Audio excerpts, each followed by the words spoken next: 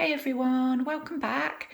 I'm really excited to share this one with you today because this is something I've tried only once before, but I was so happy with it. I had to do a video quite quick because it really is a delicious one. And anyone that likes a good old vegetarian chili, then I hope you'll enjoy this. It is obviously for more of a lower oxalate diet. You can tweak it if you want to put some meat in. I'm using lentils today because we're doing a vegetarian one. And yeah, by all means tweak it if there's anything in here that you want to maybe reduce the oxalates even more, although it does come under a lower oxalate diet. But yeah, feel free. So I hope you enjoy this as much as I do. I'm just going to share the ingredients with you. So to start with, we've got 100 grams of red lentils and they've been pre-washed and soaked.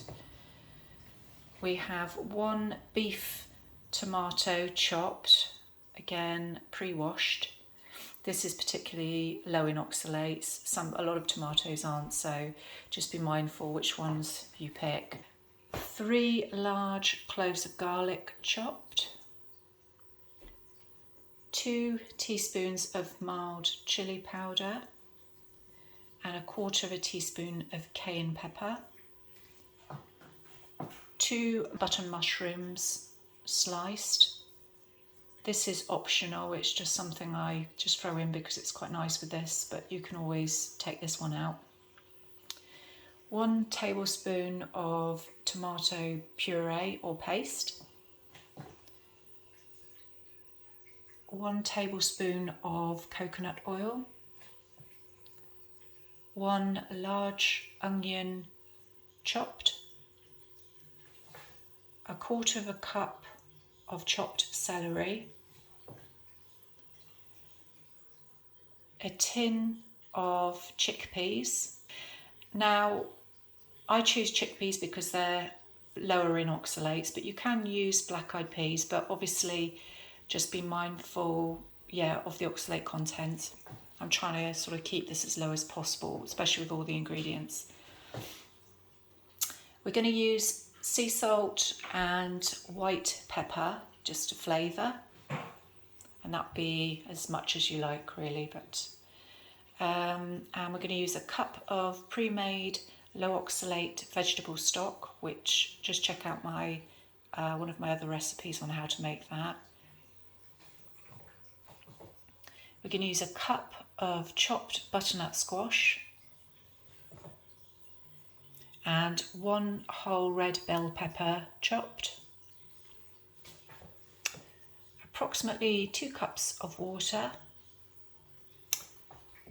and those are all the ingredients. Okay, so I'll just take you to the next stage for cooking.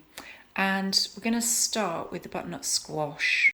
Okay, so first of all, you're going to fill a small saucepan with water because we're going to boil the butternut squash. That one in there.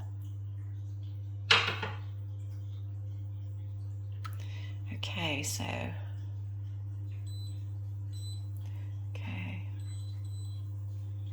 right.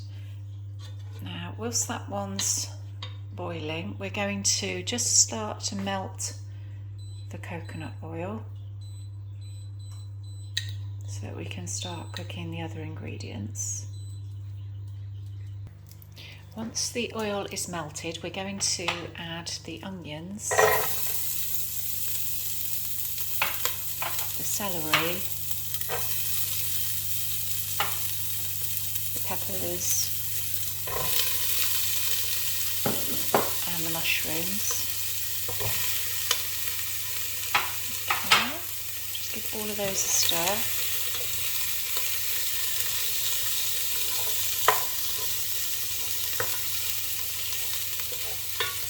And we're going to just cook those just for a few minutes, just let them soften slightly and brown.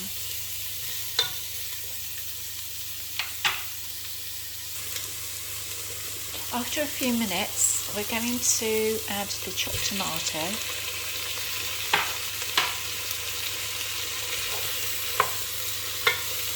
that a stir. And we're just going to leave it for another couple of minutes just to fry a little bit longer. Okay, after a couple of minutes, we're going to add vegetable stock.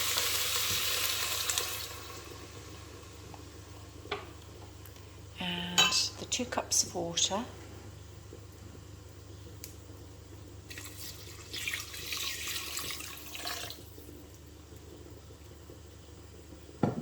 The chickpeas.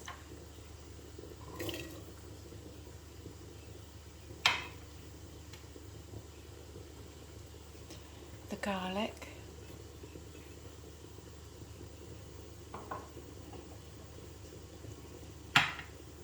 the lentils,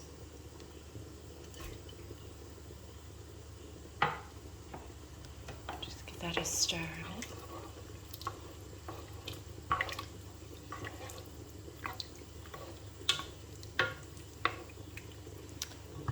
Okay, and then we're just going to add the cayenne pepper and the mild chili powder.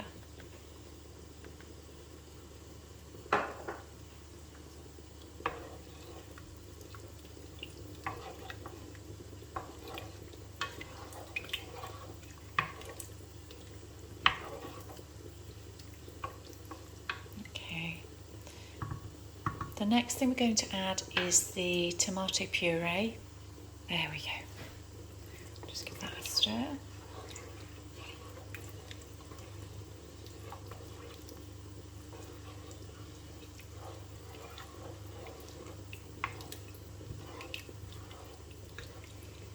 And lastly, we're just going to add some salt and pepper. So just as much salt as you need. I'm just going to put a large pinch. And some pepper.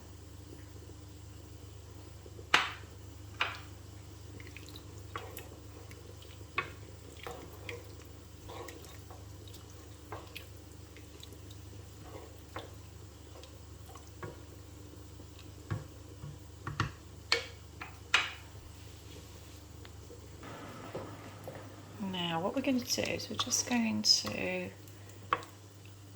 bring that to the boil slightly. So I'll just leave that for a few minutes just to come to the boil. Probably won't take too much longer. And we're just going to check the butternut squash.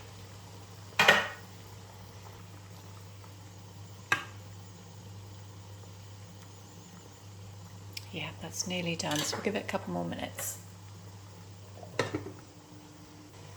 And once that comes to the boil, we're just going to reduce that down to a simmer. And that we'll leave that for about 20 minutes. Okay, so once the butternut squash is done, we're going to turn that one off. And what we're going to do is we're just going to drain off the squash. And we're actually going to puree this butternut squash. Now, if you've got a handheld blender or something that you can puree it with, or in a blender, liquidizer, I've actually got a NutriBullet, so I'm going to use that because that's just a quicker and easy way of doing it.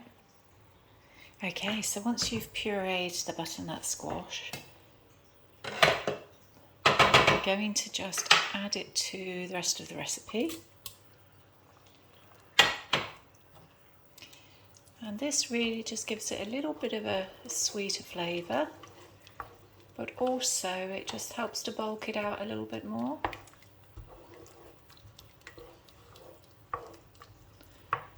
Okay, and we'll just continue to let that one simmer.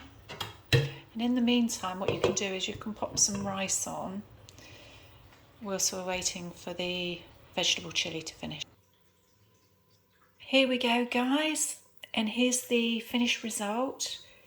So what I tend to do is I divide this between 4 and obviously just pop the other 3, let them cool down and pop them in the freeze, and then just pull one out when you're ready.